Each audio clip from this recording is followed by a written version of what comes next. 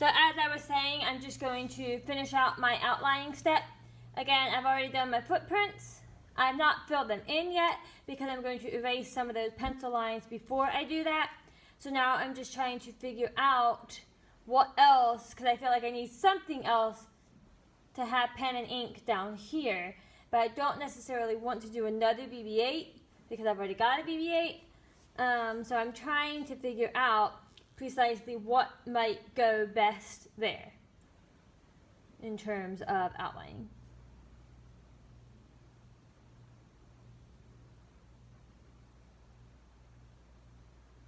I very well may end up just doing the other BB-8. Space-wise and balance-wise, having detail here is going to make the piece more equally weighted. So I will go ahead and outline that BB-8 as well.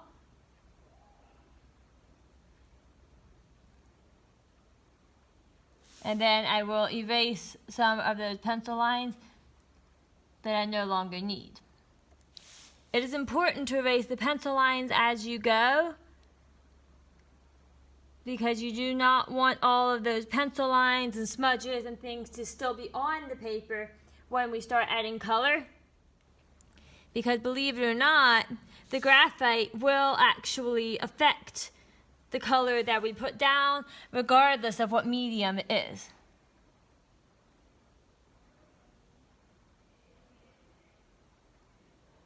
Because graphite is a soft medium, so it will smear when it gets wet, or if we mix paint on top of it, acrylic, watercolor, any of that.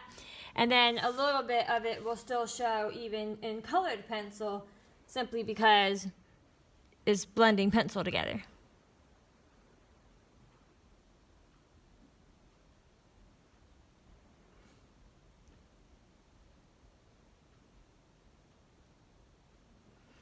So on this BB-8, I might not put every single detail like I did on the other BB-8, just so that I have some variety in there.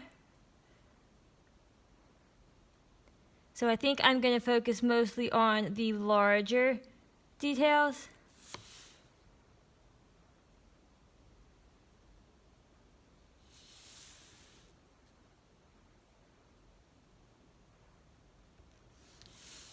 So the next thing that I'm going to do is to grab an eraser and go ahead and start erasing some of those pencil lines.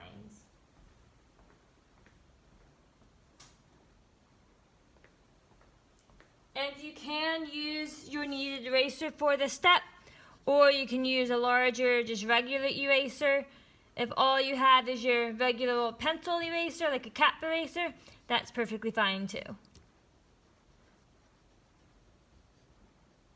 So I'm going to go ahead and erase pencil lines, but I'm also going to look around for some of those smudges and go ahead and erase those as I go.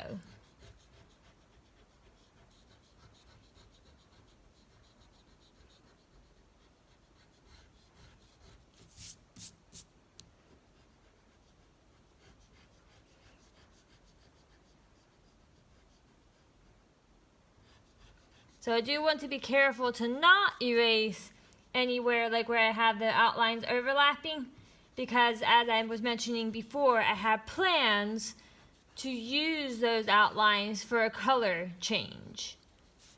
So I want to make sure that I'm carefully erasing only the area where I don't want those pencil lines to be anymore, or the smudges. So all around that coffee cup, all around the different sets of footprints, within my drawn BB-8. And then there's some smudges here, so I'm just going to erase some of those. I'm going to erase this part of my paintbrush because I want this palette to be on top of the paintbrush. So again, I'm just erasing some of those smudges, getting my paper nice and clean. And then I'm going to come in, I'm actually going to use a smaller eraser on the outline of BB-8, because right now I'm still not 100% sure what I'm doing with those internal parts. I might erase them and do it solely based on just these shapes, or I may use some color within those details, but I'm not 100% sure. So I'm just going to know that and leave them there for now. So then my next step is going to be to see if there are any areas where I want to clean up my edges. So like here, for instance, I want that to be more of a perfect circle. So what I'm going to do is try to find something that's approximately the right size. And I'm just going to trace a new circle here.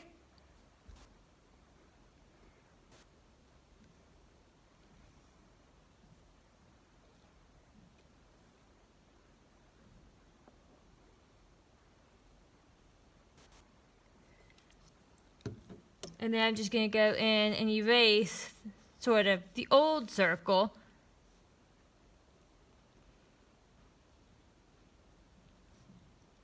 So that I have my more perfect circle there as the shape.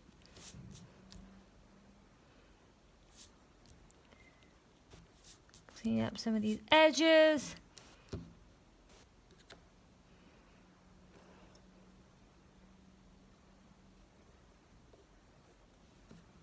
Now I could definitely use a compass on that, but for all intents and purposes that was perfectly fine. So now I'm going to look and see if there's anything else that needs an outline. You can outline in color if you have ultra fine tip Sharpies in different colors, like if I had a blue or a red or a green or something like that, I could definitely add some color in there with the actual pen. Or I could continue outlining with black if I feel like I need any more black somewhere. I am really tempted to outline this paintbrush, but I'm not 100% sure if I want to do it in black or in a color. So right now I'm just kind of looking at the paper and trying to imagine both ways. I know that if I outline it with a color, I'm going to need to add more color outline elsewhere so that it does not stand out too much. And since I don't want to have a ton of things outlined, I think I'm just going to outline that paintbrush in black. So again, anywhere where I have those straight edges, I'm just going to use my ruler, go behind the easel, wipe it off if I need to.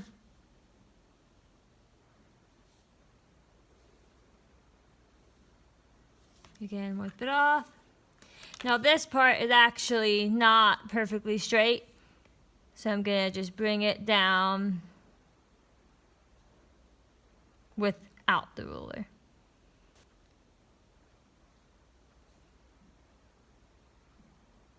So I'm going to actually go ahead and add some of that pen and ink detail with this paintbrush.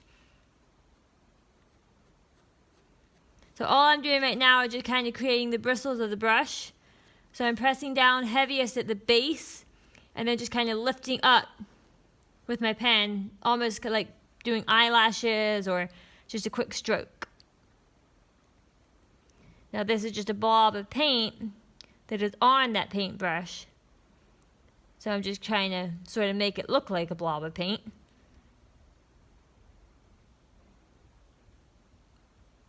So there's that.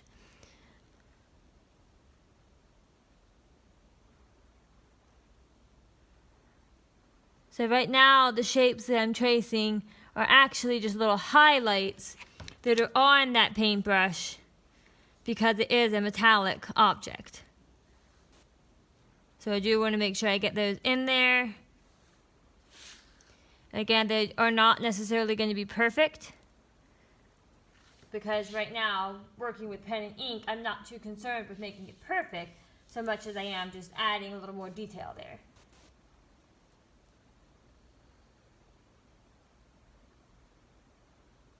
So then looking at this particular piece, I do feel like I might have to add something with pen up here, but not completely sure yet. So at this point, I'm just going to erase those pencil lines from behind the paintbrush.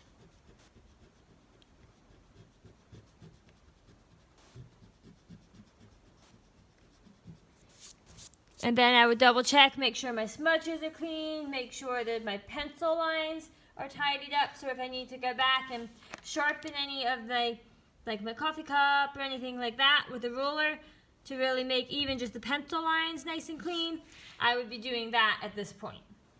And then this piece would be considered ready to start adding color. And when we are adding color, remember we're going to want to start in the background first and work our way up.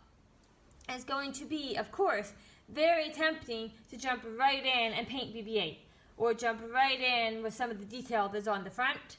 But what we want to do is establish a background, a base color, base pattern, different things like that before we work our way up to the things that are more on the surface. So the next set of videos that will be posted will be examples of me starting to add color, showing you a couple techniques that you can use, ones that we have talked about in the past, and then working up toward those more frontmost objects after you have finished more of the background and let it dry. So right off the bat, I know that I'm going to be using quite a bit of watercolor, maybe a little bit of colored pencil, and maybe a little bit of acrylic paint. So knowing that helps me understand and establish exactly how I want to start with my background, because I do want to make sure that it is softer and recedes into that space more than the objects that are in front of that background.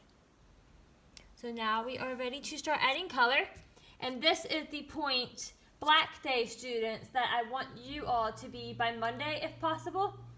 Gold Day students be to this point by Wednesday, and if you are working from home, try to be to this point by Monday or Tuesday and share that with me via email, Google Classrooms, or on the Google Meet.